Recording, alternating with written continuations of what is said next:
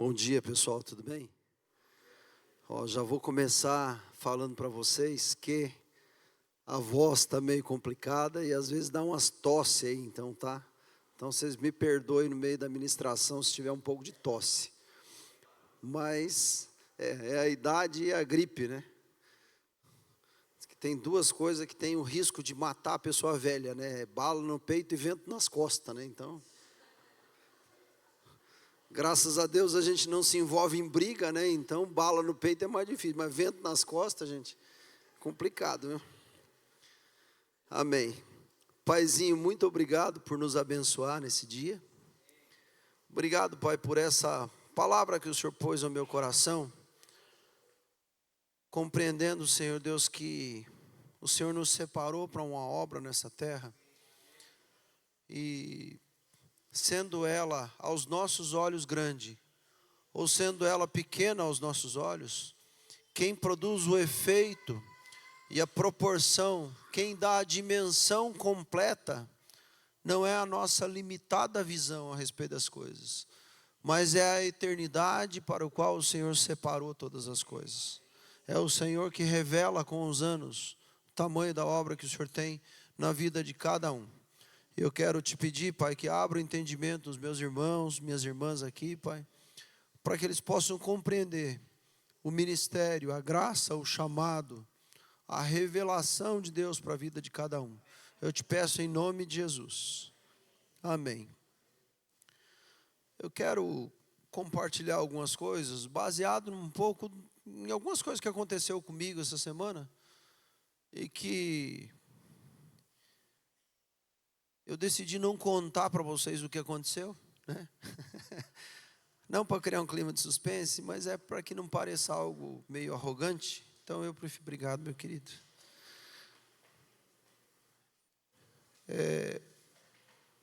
Porque às vezes dá a impressão que é um testemunho para a pessoa se vangloriar, então eu não quero isso, então tira essa parte fora, né?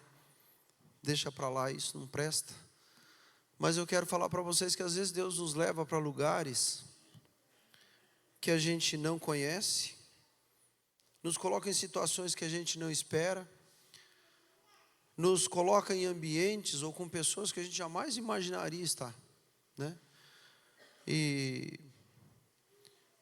às vezes a gente fica sem entender, fala assim, Senhor, o que eu estou fazendo aqui? Por que o Senhor me trouxe aqui? Essa é uma pergunta que tem sido constante na minha vida. O que o Senhor tem comigo nesse lugar? Por que o Senhor me colocou nesse ambiente? Por que o Senhor permitiu, o Senhor proporcionou essa situação tão inusitada para mim, tão inesperada? E a segunda pergunta que é assim, o que o Senhor quer que eu faça aqui? Porque uma coisa é entender o porquê eu estou ali, por que o Senhor nos colocou. Isso acho que é uma pergunta comum para todos nós, né? Por que a gente está em determinado trabalho? Por que a gente faz determinada coisa? Por que às vezes a gente conhece determinada pessoa, né? O porquê faz parte da nossa vida, né? Tinha uma propaganda de uma empresa de comunicação, né? Há muitos anos atrás, assim, que dizia assim, não são as respostas que movem o mundo, mas são as perguntas. São as perguntas que movem o mundo, né? Porque as perguntas nos impulsionam para uma resposta. A segunda pergunta é, então tá. Se o Senhor resolveu me colocar aqui, se o Senhor resolveu me colocar nessa circunstância, nesse lugar, com essas pessoas, o que o Senhor quer que eu faça? Essas precisam ser duas perguntas que movam a nossa vida, né? Falando sobre mover nossa vida, eu só queria fazer uma pergunta, já que estamos fazendo pergunta, né? Há um tempo atrás eu compartilhei uma palavra com vocês. Essa mensagem era sobre a última ceia e sobre um ministério que Deus nos deu, ou Deus deu a todos, um ministério acessível para cada um de nós. Quem lembra disso? Agora eu vou testar a capacidade de memória da igreja. Levanta a tua mão quem lembra. Não é para você só falar assim, eu lembro, mas está escondido. Já achei 2. Não se constranja, às vezes acontece comigo isso também. Não é um problema de vocês, às vezes é um problema do pregador que está aqui na frente, que não conseguiu transmitir bem a mensagem. Eu vou recapitular um pouquinho, só um pouquinho, porque eu tenho certeza que essa segunda vez vai ajudar vocês a gravarem isso. Vocês lembram o cenário da segunda ceia, da última ceia, quando Jesus, ele cinge as suas roupas, pega uma bacia com água, pega uma toalha e vai lavar os pés dos discípulos? Vocês lembram disso? Agora eu vou repetir a pergunta. Quem lembra qual era esse ministério acessível a cada um de nós?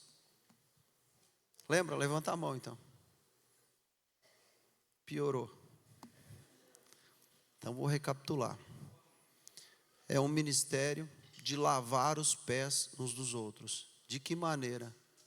Trazendo refrigério na vida dos irmãos. Como é que você traz refrigério na vida dos irmãos? Alguém pode dar um exemplo? Vamos ser didático? Pode falar, hein? Servindo, o que mais? Cuidando, o que mais? Amando, consolando, animando, socorrendo, o que mais? Como? Tendo zelo. Alguém falou outra coisa também. Provendo, se humilhando, orando pela pessoa, abraçando a pessoa, cumprimentando a pessoa, se importando com ela. Você percebe que é um ministério acessível? Não é algo inimaginável que você não consegue fazer, não é verdade? Estou falando algo difícil ou não? É difícil você sair do teu lugar. Lembra que a gente fez até uma dinâmica naquele dia? Para a gente fazer uma dinâmica de sair do lugar e então, deixa eu só bloquear um negócio aqui que está me atrapalhando.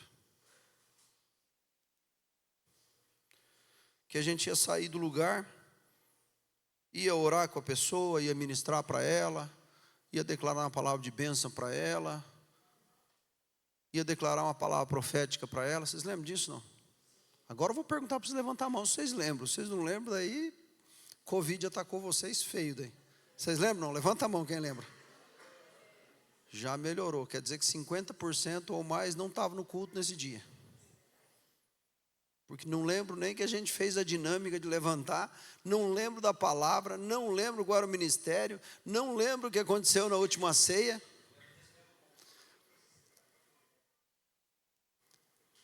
Ó, melhor vocês tomarem um remedinho chamado Memorial, tá?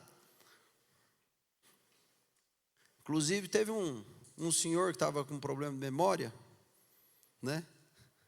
E aí ele falou assim, rapaz do céu, estava com problema de memória, mas estava difícil lembrar das coisas, mas muito difícil. Aí minha mulher foi lá na farmácia, comprou um remedinho, e agora assim eu comecei a tomar, já faz uma semana que estou tomando, eu lembro de tudo. Aí o amigo dele que estava caminhando com ele falou assim, mas como é que é o nome do remédio? Porque eu também estou com problema de memória, eu também quero tomar. Aí ele falou,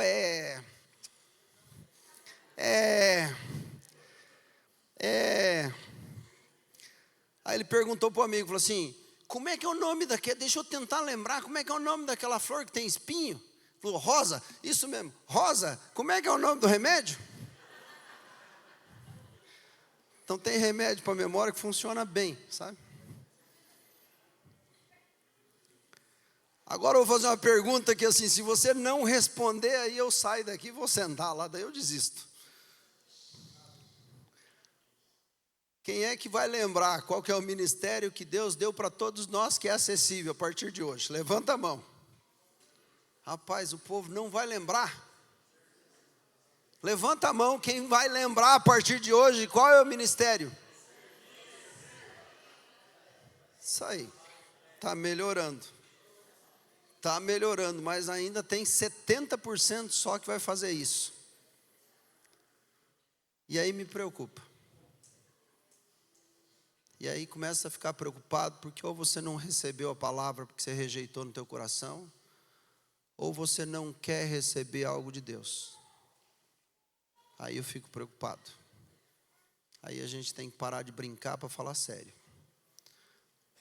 Ou a gente acha que a palavra que é compartilhada, ela não é de Deus, ela não vem de Deus. E aí vai começar a não fazer sentido em algumas coisas na nossa vida. Não faz sentido a gente seguir a Deus se você não crê na palavra dele. Não faz sentido você ouvir uma palavra e não ser praticante. Não faz sentido a gente vir no domingo de manhã, gastar as nossas horas aqui, sem receber essa palavra no nosso coração e pensar, ao menos considerar no nosso coração e aplicar, gente. Desculpa ter que falar isso para vocês, me perdoem, mas às vezes a gente precisa despertar o nosso coração com algumas coisas simples. Se eu estivesse falando para vocês, a partir de hoje vocês têm que ler a Bíblia inteira em uma semana, e você podia, ficar inerte, sem movimento, porque amedrontado, porque você não ia conseguir cumprir essa palavra. Mas você ficar amedrontado porque você não consegue cumprir uma palavra de levantar e dar um abraço no irmão, não consegue orar por uma pessoa, não consegue dar uma palavra de ânimo, não sei. Eu acho que a gente precisa se preocupar, sabe? A gente precisa se preocupar. A gente estava compartilhando ontem, estou falando e batendo papo, mas a pergunta é, o mundo está melhor que 20 anos atrás ou está pior? Está pior? Vocês acham que está pior? Se o mundo está pior, dá para a gente andar tão distraído como a gente andava há 20 anos atrás? Dá para a gente andar tão despreocupado? Então eu acho que a gente precisa reagir, sabe? A gente precisa reagir.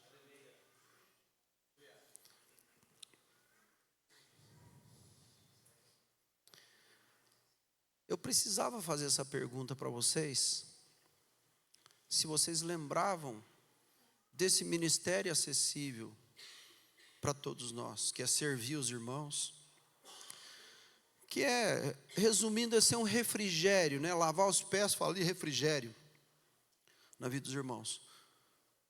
Porque o contexto lá é que aquele povo andava no deserto. Agora esses dias eu estava ouvindo lá, lendo que em Israel está uma onda de calor lá que chega até mais de 50 graus.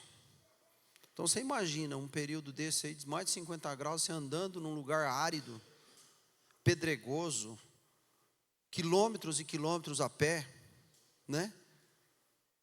Pensa com sandálias, pensa como é que chegava o pé desse caminhante. Então, quando Jesus pega aquela toalha e vai lavar os pés deles, a primeira coisa que Jesus está fazendo ali é trazer refrigério. E nesse dia que eu preguei essa palavra, era assim, o ministério mais simples, porque assim, trazer refrigério era o mais simples. Tem outras coisas por detrás ali, que é se tornar mais servo que os outros, se tornar mais humilde que os outros, servir aos outros. Aí vai aumentando o grau de complexidade, Porque talvez o nosso orgulho não deixe a gente se humilhar para o outro. Talvez o nosso grau de orgulho não deixe a gente pedir perdão para o outro. Talvez o nosso grau de orgulho não nos dê a condição de lavar os pés dos outros. Mas começa com um simples ato de trazer refrigério. Esse é o primeiro ato. Por isso que eu digo assim, que é o ministério mais acessível para todos nós. Não vou falar sobre perdão, você já sabe. Se você não soubesse, você não estava aqui, você não se sentiria perdoado para estar aqui. Eu não estaria aqui porque não me sentiria perdoado dos meus pecados para estar aqui. Então eu não preciso falar de perdão para você. Porém, ainda que a gente saiba, às vezes a gente tem lutas para obedecer. Ainda que a gente saiba, a gente tem lutas para obedecer. Ainda que a gente saiba que a gente precisa trazer refrigério na vida dos outros, a gente tem lutas para obedecer. E aí a gente precisa pensar o porquê nós temos essas lutas. De onde elas vêm, né? Como elas vivem essas lutas, do que elas se alimentam. Então eu precisava falar isso para vocês um pouquinho, para também continuar sobre esse tema, sobre ministério. Ampliar um pouco a visão sobre o ministério que Deus nos deu. Mas para isso eu preciso parar um pouquinho e pedir assim que você ore. E falar assim: Senhor, eu quero guardar essa palavra no meu coração, porque eu não fui chamado só para sentar num banco de uma igreja no domingo. Sabe, às vezes a gente precisa fazer um exercício de guardar as coisas, né? Não é isso?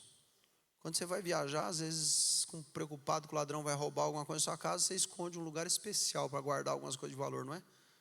Pelo menos eu faço isso. Não que tenha muita coisa de valor, mas às vezes a gente guarda algumas coisas, né, que a gente fala assim, com medo, com proteção. Ora um pouquinho sobre isso. Fecha teus olhos. Pede para o Senhor guardar no teu coração essas coisas, essa palavra, para que ela não se perca.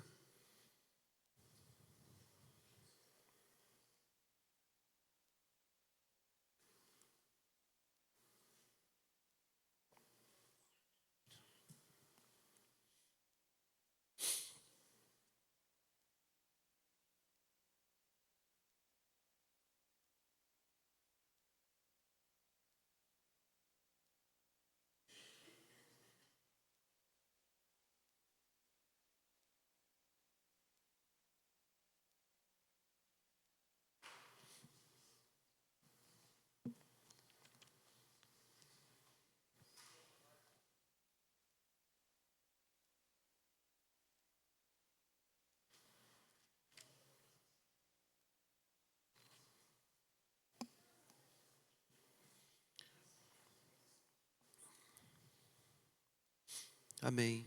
Abra a tua Bíblia em Romanos 8, 28, por favor. Romanos 8, 28. É um texto conhecido nosso.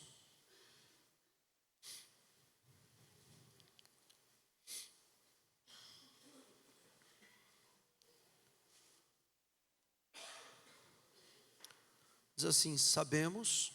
Já abriram ainda não, né? Vou esperar um pouquinho. Amém?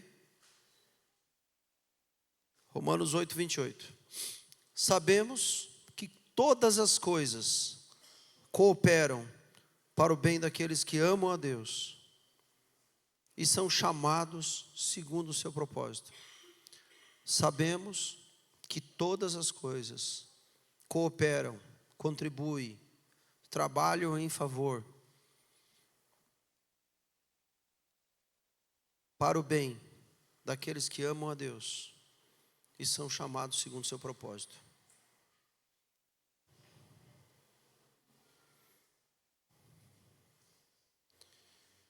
Eu quero falar de algumas coisas na Bíblia que às vezes passam despercebidos para nós. Eu quero falar de pessoas improváveis, momentos improváveis, lugares improváveis. Quero falar um pouquinho sobre esses improváveis, às vezes, que Deus nos coloca em lugares improváveis, diante de pessoas improváveis que a gente não sabe nunca por que foi para lá, né? Ou circunstâncias improváveis. Começar falando para você que todas as coisas cooperam para o bem daqueles que amam a Deus e são chamados segundo o seu propósito. Queria que você pensasse um pouquinho em Moisés.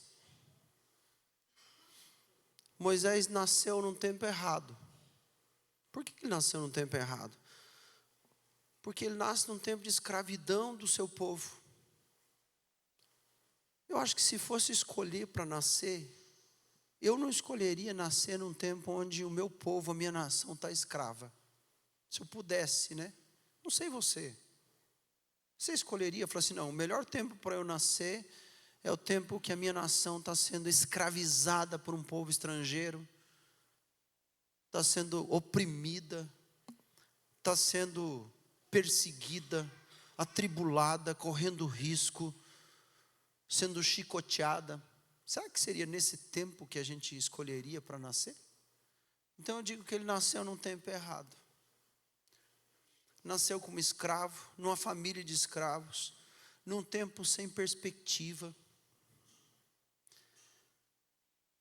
E pior ainda, Moisés nasceu num tempo que o coração do faraó estava inflamado pelo maligno para matar todas as crianças com menos de 1 ano. Vocês lembram? Quer dizer, nasceu no momento errado, no lugar errado e na hora errada.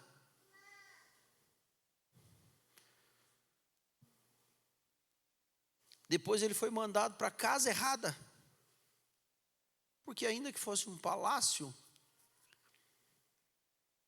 era o lugar desse homem maligno que queria destruir a vida das pessoas, do povo dele. Porque para nós parece romântico, né? Nossa, que lindo, Moisés foi parar no palácio do faraó. Sim, mas quem que ele era? Ele era hebreu. Quem que esse homem queria matar até uns dias atrás? Ele queria matar os americanos? Não, ele queria matar os hebreus. Então esse menino que vai parar no palácio do faraó era hebreu. Ele vai parar na casa errada. Uma casa com ensino errado, com cultura errada, com ciências ocultas que eram ensinadas. E o seu coração foi sendo formatado para ser um egípcio, para esquecer sua cultura, o seu povo. Mas certo dia, parece que dá um estalo na cabeça dele, um clique. Então ele vê um egípcio agredindo um hebreu, um israelita ali. E parece que nesse momento ele lembra que ele é hebreu. Falou, opa, esse sujeito está batendo em uma pessoa da minha nação. Ele está batendo em alguém, está agredindo alguém do meu povo, está oprimindo alguém do meu povo. E querendo fazer a coisa certa, mas de forma errada,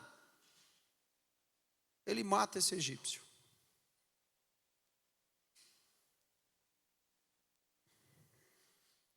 E por conhecermos a história toda, e em quem Moisés se tornou, a gente acha que ele foi para o deserto para ter um encontro com Deus, né? Fala assim, nossa, porque assim, a gente pega a história de trás para frente, né? Se eu perguntasse quem foi Moisés para vocês, iam falar assim, Moisés foi o libertador do povo, não foi? E foi. Só que a gente pega o final da história, a gente nunca pega o começo da história. E o final da história é um libertador da nação de Israel da escravidão do Egito. Mas no começo da história ele não era o libertador. No começo ele era um menino que nasceu no lugar errado, no tempo errado, morou na casa errada, foi adotado por pessoas erradas, por uma cultura errada, agiu de maneira errada. Então ele não foi nesse momento aí para o deserto para adorar a Deus. Ele não foi lá para ter uma experiência com Deus. Ele não foi para ter um encontro com Deus, né? Como os jovens dizem, ele não foi para o secreto. Ele foi para fugir, para não ser morto por Faraó.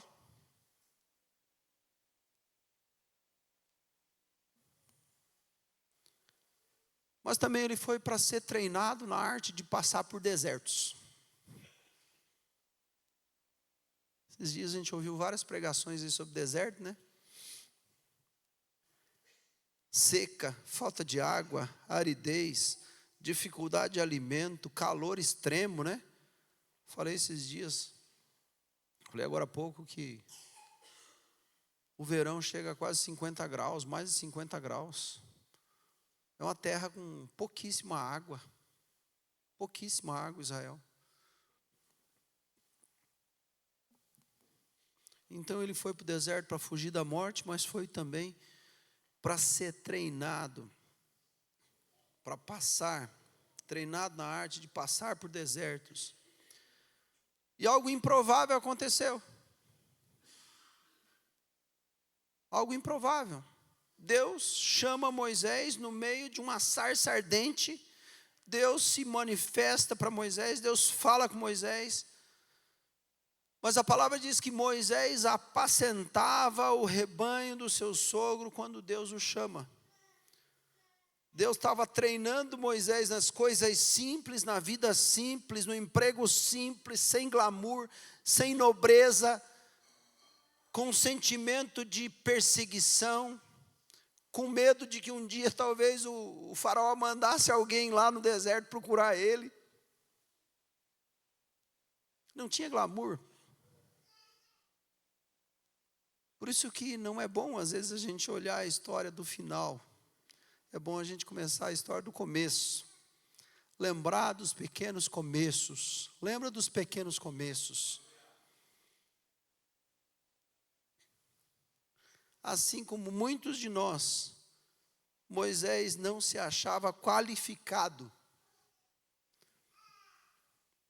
Moisés falou para o Senhor: Senhor, eu nunca fui eloquente. Quando Deus chama Moisés e fala para ele: você vai falar com o faraó. Ele fala assim: Senhor, eu nunca fui eloquente. Nem outrora, nem depois que o Senhor me falou.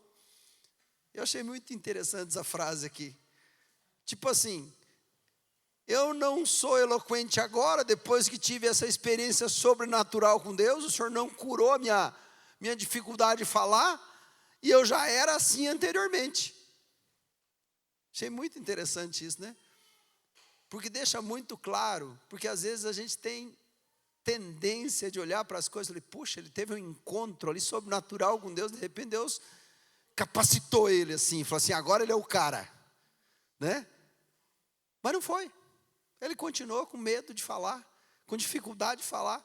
E ele relata isso em Êxodo 4, do 10 ao 12, ele fala assim: eu nunca fui eloquente, nem outrora e nem agora, pois sou pesado de boca e de língua. Alguns relacionam isso a uma gagueira. Não sei se é ou se não é, mas alguns dizem que ele tinha um problema de fala, como uma gagueira.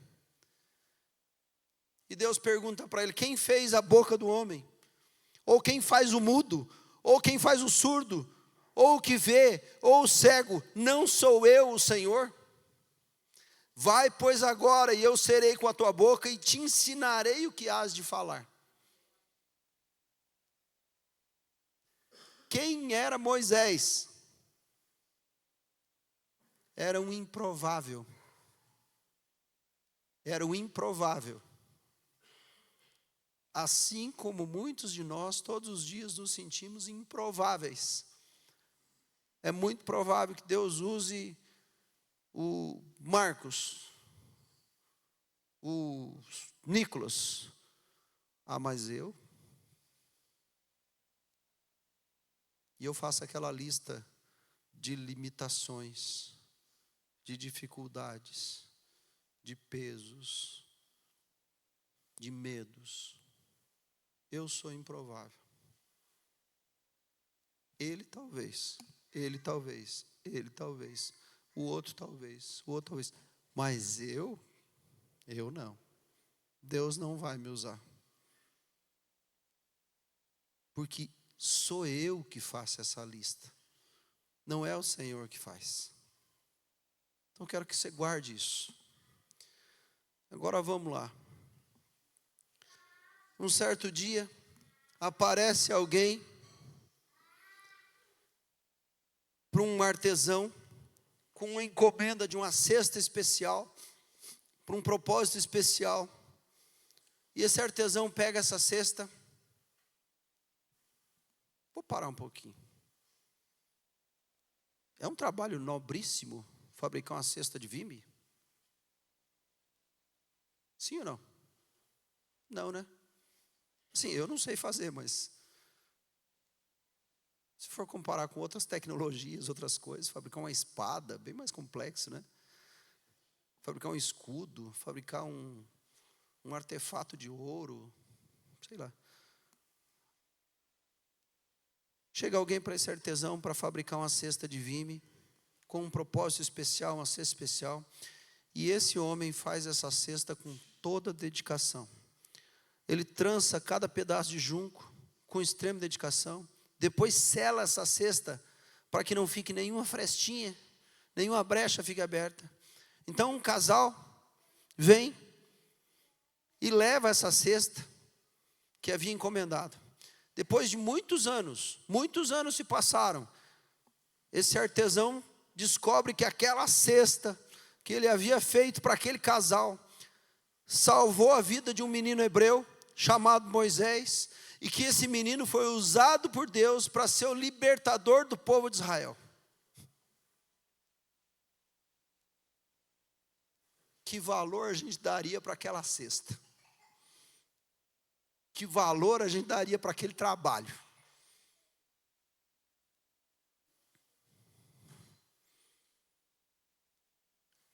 Algo aqui improvável aconteceu. Ele nunca imaginou que a obra das suas mãos, um trabalho tão simples, poderia impactar uma nação inteira.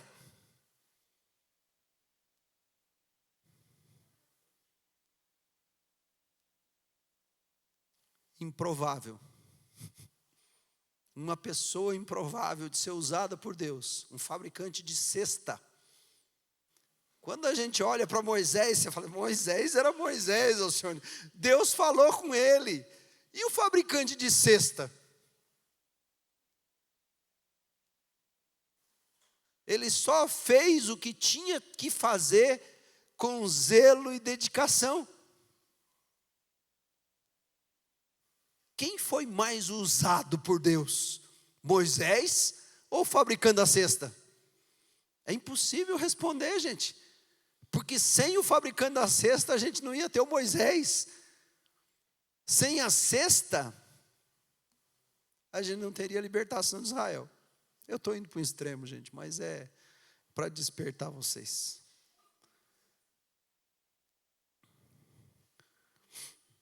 Vamos para outro personagem, Davi. Davi é outro improvável. Outro improvável. Num tempo em que as nações escolhiam reis, as nações, nesse tempo Israel não tinha rei ainda, que haviam sido provados nas guerras, homens que eram soldados, capitães, generais, homens altos, fortes, que impressionavam o povo pela sua aparência. Como é que eu sei disso? Pela forma como Saul foi escolhido para Israel. Foi escolhido dessa maneira. Deus resolve enviar o profeta Samuel para uma pequena vila numa encosta lá de Israel chamado Belém. E antes de Deus chamar Davi, as pessoas, o cenário da nação, era um cenário de um povo, de uma nação afastada de Deus. Samuel havia envelhecido, seus filhos não serviam a Deus, e por último o povo queria um rei como outras nações tinham. Esse era o pano de fundo, foram as 3 reclamações do povo. Por que eles queriam um rei como as outras nações tinham? Porque Samuel, que era profeta, homem de Deus, usado por Deus, e eles enxergavam isso na vida de Samuel, tinha envelhecido. Mas eles não viam os filhos de Samuel como sucessores. Samuel não tinha conseguido construir um legado na vida dos filhos. Ele não fez um projeto de sucessão ministerial. Ele não conseguiu influenciar os seus filhos para andarem retamente com Deus. E em terceiro lugar, as 3 objeções, é porque de fato também o povo estava inclinado a querer um rei como as outras nações tinham. Mas eles acharam esses motivos. Eles acharam razão. Cansado de adorar um Deus invisível e cansado de responder uma pergunta que as nações faziam para eles: onde está o vosso Deus? Lembra que era um povo pagão, idólatra, né? O Salmo 115 fala, né, que essa não é uma pergunta: onde está o vosso Deus? Era a pergunta que as nações faziam para Israel. Onde está o seu rei? Então assim o povo queria também um rei. Assim Saul foi escolhido. Tal qual o Alisson, cadê o Alisson? Está aí? Não está, né? Moreno, alto e forte. Arrojado. Essa parte do arrojado eu já nem sei tanto, mas o moreno, alto e forte é de uma brincadeira que a gente ouviu ontem na reunião nossa de liderança, antes de manhã, né? Deus deu uma palavra profética para Eliane que ela casaria com um rapaz moreno, alto e, né, forte. Então, bonitão. E era o Alisson. Arrojado, capaz de reunir um exército. Mas embora já tivesse 40 anos de idade, Saul tinha em torno de 40 anos de idade quando foi escolhido como rei em Israel. Era instável emocionalmente, esquentadinho, tinha períodos de depressão, pensamento de assassinato. Várias vezes tentou matar Davi, cravado com a lança. Vocês lembram disso? Davi nasceu 10 anos antes de Saul. Portanto, ele nasceu num período de instabilidade da nação. O povo estava longe de Deus e descontente com o seu rei. Enquanto os irmãos de Davi tinham reconhecimento de Samuel e também do pai de Davi, Jessé,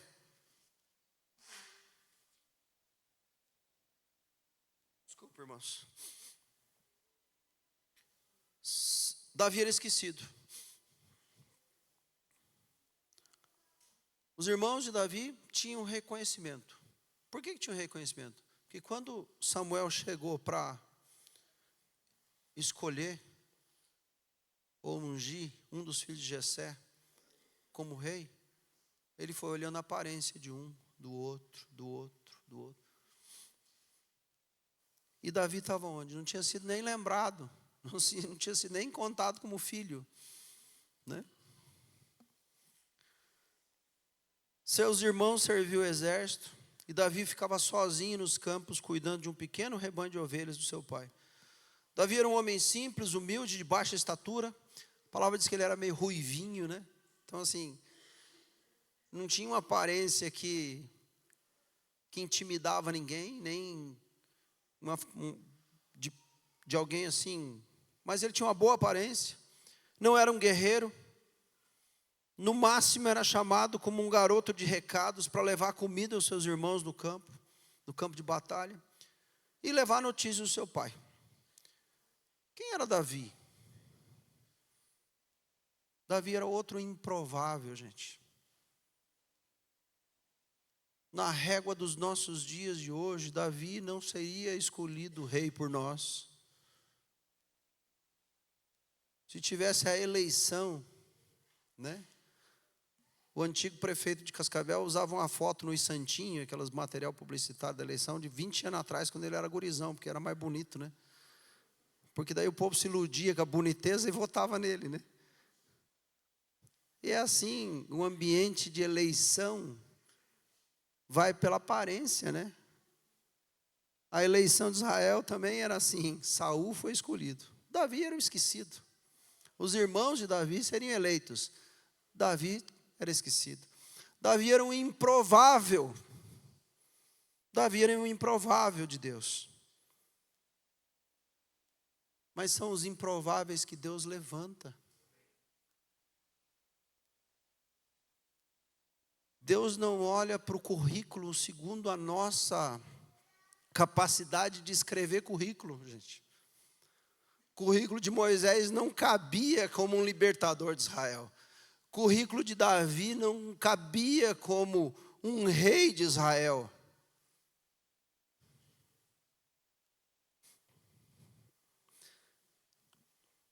Mas Davi é levantado como rei. Agora quero passar para um outro cenário.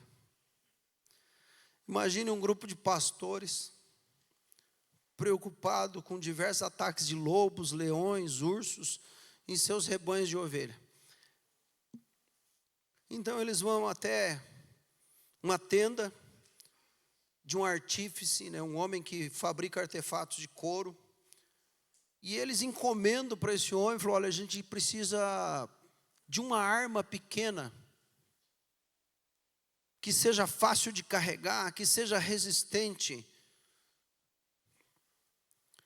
que seja forte para tirar pedras, e que permita uma boa pontaria que a gente possa usar, e que também tem um baixo custo, né? Porque eram pastores de ovelha, era gente simples. Que permita uma boa pontaria, para que a gente possa defender os nossos rebanhos dos leões, dos ursos, dos lobos, dos animais ferozes. Então o fabricante começa a pensar, pega 2 tiras de couro pequena, começa a trançar essas 2 tiras, trabalha com dedicação, trançando esse couro, até que ele fique muito resistente. Ele testa a sua invenção e fica orgulhoso com o resultado que ele obteve. O seu nome nunca foi mencionado na história, ele nunca ficou conhecido, nunca foi premiado por sua invenção, mas essa invenção ficou famosa graças a um adolescente chamado Davi, que usou essa arma para derrotar um gigante chamado Golias. Improvável, né?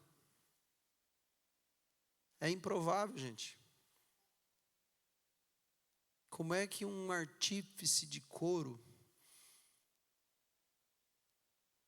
teve uma inspiração, e dessa inspiração, o zelo do seu trabalho, o esforço, a dedicação do seu trabalho, fez com que aquilo que ele fabricou livrasse Israel dos filisteus, e não ele, mas a obra das suas mãos ficou lembrada por toda a eternidade. Um balaio de vime, lembrado por toda a eternidade. Um pequeno objeto de couro, lembrado por toda a eternidade. Deus usa os improváveis. Uma outra história. Naamã. Na verdade, eu quero falar da serva de Naamã.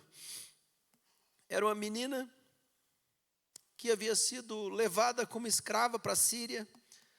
A história não conta, mas possivelmente, quando a Síria invadiu Israel, possivelmente seus pais foram mortos pelo exército da Síria. Porque ou eram mortos ou eram levados escravos. Ela agora sem família, sem parentes, sem amigos, longe da sua pátria, era escrava em um país estranho, uma família estranha, de cultura estranha, que adorava deuses estranhos. Essa era a Síria. Essa menina cujo nome sequer é citado na Bíblia, ficou trabalhando como empregada da esposa de Naamã. Ela era escrava na casa de um capitão do exército da Síria, um homem reconhecido por seus grandes feitos como militar, reconhecido em seu país, um herói de guerra, um grande homem aos olhos do rei da Síria. É assim que a Bíblia descreve esse homem, Naamã. Mas esse homem tinha embaixo da sua armadura o corpo tomado de lepra. E essa menina escrava, adolescente, que tinha tudo para ser alguém completamente insegura, magoada, cheia de rancor, cheia de ódio, que talvez tivesse ou pudesse ou naturalmente desejaria a morte daquele homem que a escravizou, e foi um dos homens que escravizou a sua nação e matou homens, mulheres, crianças da sua nação. Esse homem ao qual ela trabalhava agora, como escrava.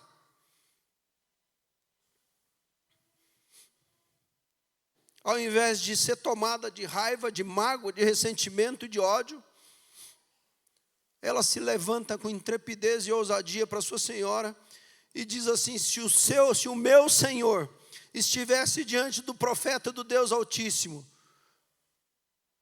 ele seria curado. Tamanha era a convicção e fé dessa menina que convenceu o herói de guerra a falar com o rei para liberá-lo a ir para Israel. Tem coisas na Bíblia que parece que a gente não percebe. A palavra dessa menina foi considerada de tal maneira por um herói de guerra, gente. E quem ela era? Uma adolescente escrava.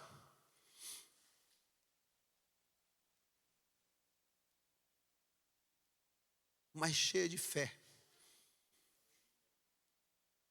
Cheia de fé no Senhor Deus Todo-Poderoso.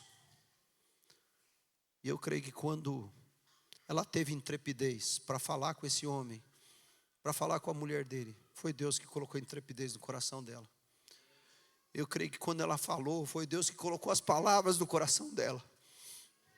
Porque essas palavras entraram fundo no coração desse homem. E ele se levantou dali e foi falar com o rei da Síria e falou assim: olha, eu quero que você me libere para ir para Israel, porque em Israel tem um profeta.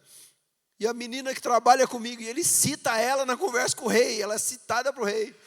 A menina que trabalha comigo me falou que lá, o profeta do Deus Altíssimo, se eu chegar na frente dele, eu vou ser curado.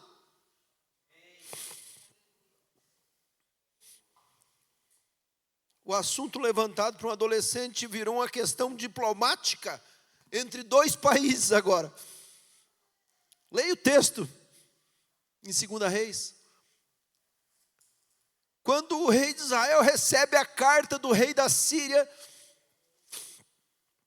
narrando esse fato, ele fica apavorado. Ele falou assim: esse rei da Síria está usando isso como justificativa para nos matar. Porque como é que nós temos responsabilidade de curar o capitão deles? Como é que nós vamos curar a lepra desse homem? Isso é só uma justificativa para exterminar a nossa nação de vez.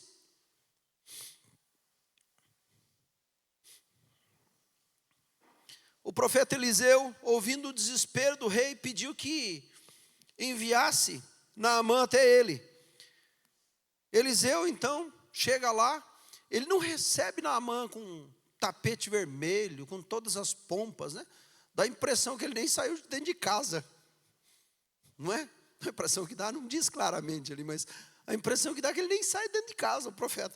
Falou: ó, fala lá para o Naamã se banhar 7 vezes no Rio Jordão que ele vai ser curado. Quando chega essa notícia para Naamã, Naamã fala assim: escuta, mas eu saí do meu país, eu vim aqui para chegar na frente desse profeta, para ele mandar eu ir tomar banho, manda um outro vir aqui me avisar que eu tenho que tomar banho e mergulhar 7 vezes no Rio Jordão para ser curado?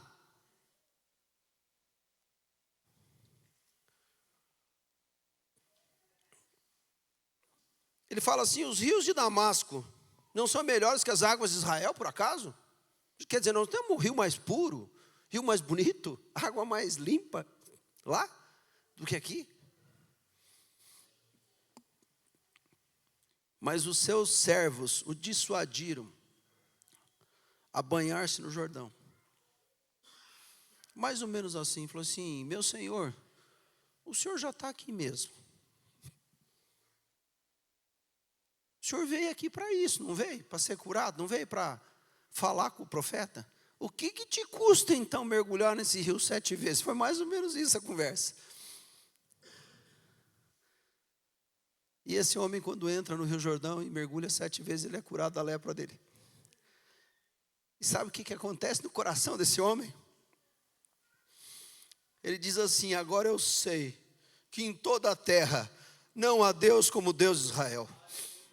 E eu nunca mais oferecerei holocaustos ou sacrifícios a outros deuses. Ele não foi curado só. Ele recebeu salvação. Ele teve o coração dele transformado. Essa menina adolescente, escrava, que podia torcer para a morte de Naamã, ao invés de ódio, essa menina foi instrumento de cura e salvação para a vida desse capitão sírio. Quem era essa menina? A Bíblia não fala nem o nome dela. Mas a Bíblia deixa registrada a história da vida dela. ela era uma improvável de Deus. Talvez se ela tivesse mostrado para um de nós o seu currículo, a gente não contrataria ela para nossa casa, para trabalhar na nossa casa. Você é muito novinha, filha. Você passou por uma experiência traumática. Você perdeu os pais muito cedo. Você viveu num ambiente de escravidão. Não, acho melhor não. Vamos contratar outra. Vai dar problema para nós.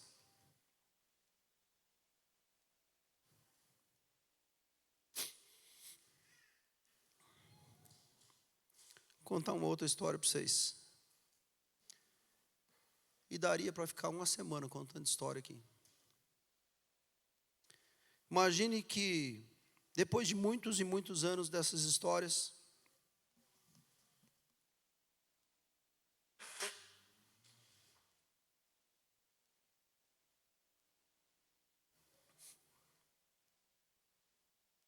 você é dono de uma pousada e o governo exige que todas as pessoas devem retornar à sua cidade de origem para recadastrar-se. Então, certo dia, em sua pousada, um homem com a sua esposa, uma jovem esposa grávida, chegam montado num jumentinho. Essa jovem está prestes a dar à luz e por melhor e boa vontade que você tenha, por melhor coração que você tenha, por mais crente que você seja, não tem vaga. Sua pousada está lotada. Então, você vê aquela situação caótica, né? Uma menina jovem ali, prestes a dar à luz. Você fala assim, eu não tenho onde colocar você. Eu só tenho um estábulo. Se vocês quiserem dormir nesse estábulo, vocês aí, é o que eu tenho. Eu queria ter algo melhor para oferecer para vocês, mas eu só tenho o estábulo.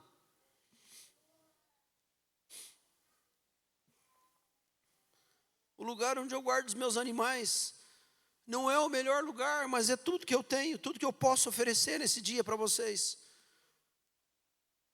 Obviamente que esse homem, ou você, dono do estábulo, dono da pousada, não imaginaria que o lugar que você está oferecendo será o lugar onde nasceria o Salvador do mundo. Você jamais imaginaria que o seu estábulo seria lembrado por séculos e séculos, durante todos os anos, quando é celebrado o nascimento de Jesus.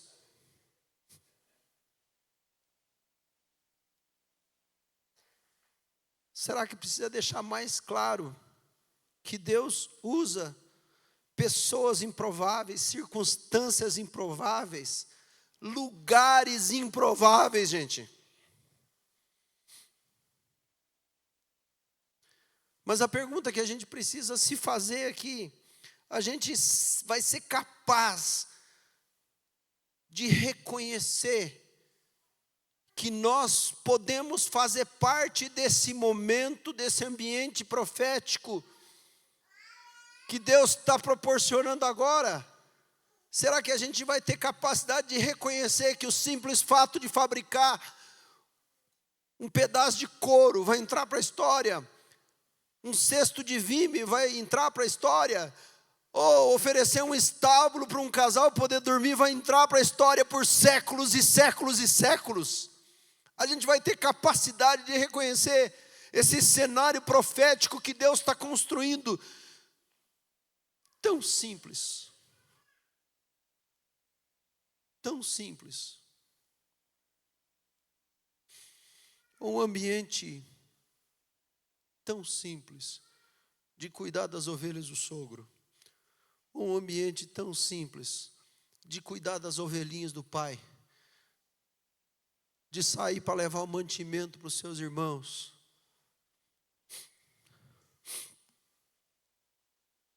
E a gente pode falar de tantas outras.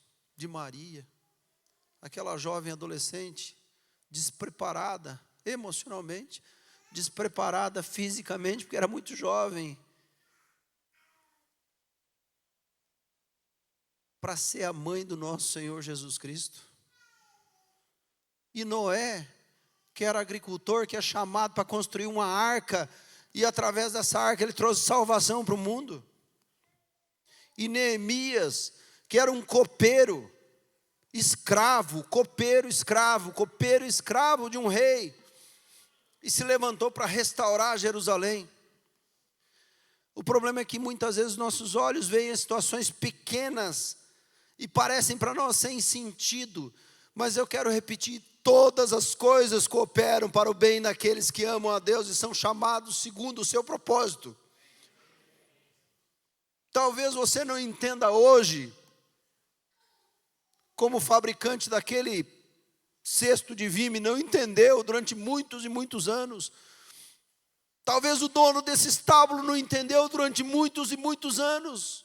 Talvez o fabricante da arma que Davi usou para matar o gigante Golias não entendeu durante muitos e muitos anos. E talvez eu e você não entendamos durante muitos e muitos anos.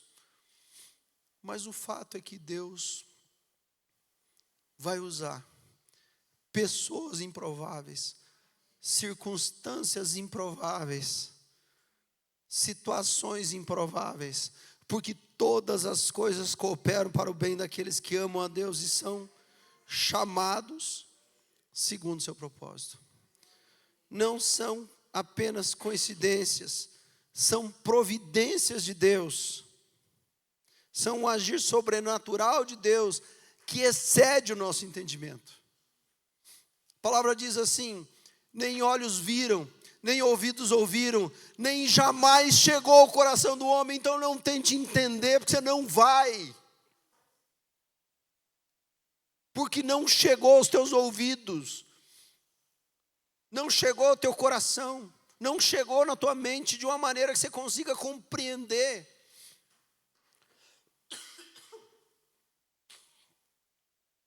Mas o fato é que desde o dia que entregamos nossas vidas a Deus, Ele tem dirigido a nossa vida. Então nós nunca sabemos quando será o momento de Deus, o momento que Deus preparou para marcar nossa história. Então não despreze nenhum momento que chegar à tua mão. Não despreze nenhuma oportunidade que Deus te colocar à frente, para que você possa ser instrumento usado nas mãos de Deus, com dedicação, com zelo, com esmero. Não despreze, porque pode ser esse o momento. Lá no seu trabalho, fabricando um cesto de vime, lá no seu trabalho, fabricando um pequeno artefato de couro, lá no seu trabalho, fabricando uma grande arca, um grande barco, não importa o tamanho, não despreze.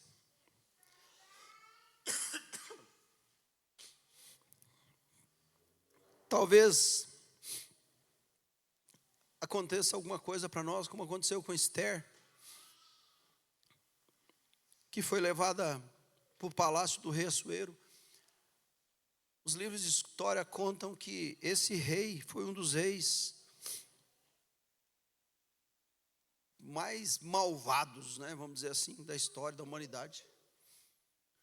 E de repente essa menina judia é levada para ser uma das possíveis esposas desse rei. Mas chega um momento que está morando no palácio, uma riqueza, tudo bonito, tudo majestoso, mas chega um momento que Deus prova o coração dela.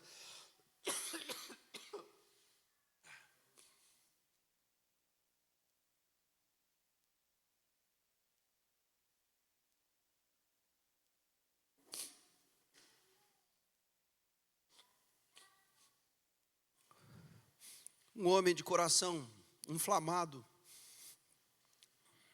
de inveja, chamado Ramã, convence o rei a baixar um decreto para matar todos os judeus que estavam morando no seu país. E esse decreto é sancionado ali pelo rei. E quando essa notícia chega para Mordecai, ele diz para Esther assim: não imagine que por você estar na casa do rei, só você vai escapar entre todos os judeus. Porque se de todo te calares agora, De outra parte se levantará para os judeus socorro e livramento. Mas tu e tua casa, a casa de teu pai, perecereis. E quem sabe se para esse momento é que você foi levantada como rainha? Quem sabe se não foi para esse momento que Deus te separou? Quem sabe? Se você não se levantar, Deus vai levantar outra pessoa no teu lugar. Mas o texto diz assim: mas tu e a casa do teu pai perecereis. Eu quero terminar com o texto de Colossenses 3, 23, dizendo assim: tudo quanto fizerdes, fazei-o de todo o coração, como para o Senhor, e não para homens, cientes de que recebereis do Senhor a recompensa da herança. A Cristo o Senhor é que estáis servindo, pois aquele que faz injustiça receberá em troco a injustiça feita, e nisso não há acepção de pessoas. Tudo quanto fizerdes, fazei-o de todo o coração, como para o Senhor, e não para homens, cientes de que recebereis do Senhor a recompensa da herança. A Cristo o Senhor é quem você está servindo. Eu vou repetir: é a Cristo o Senhor a quem você está servindo. Tudo o que fizer, faça de todo o coração, fazendo para o Senhor e não para homens. Deus não está interessado no teu currículo, no meu currículo. Deus está interessado em transformar a história através do seu poder para revelar a sua glória. Amém? Eu queria orar sobre isso. Senhor, nós rogamos ao Senhor, Pai, que essa palavra de alguma maneira mude o nosso entendimento a respeito das coisas. Que essa palavra de alguma maneira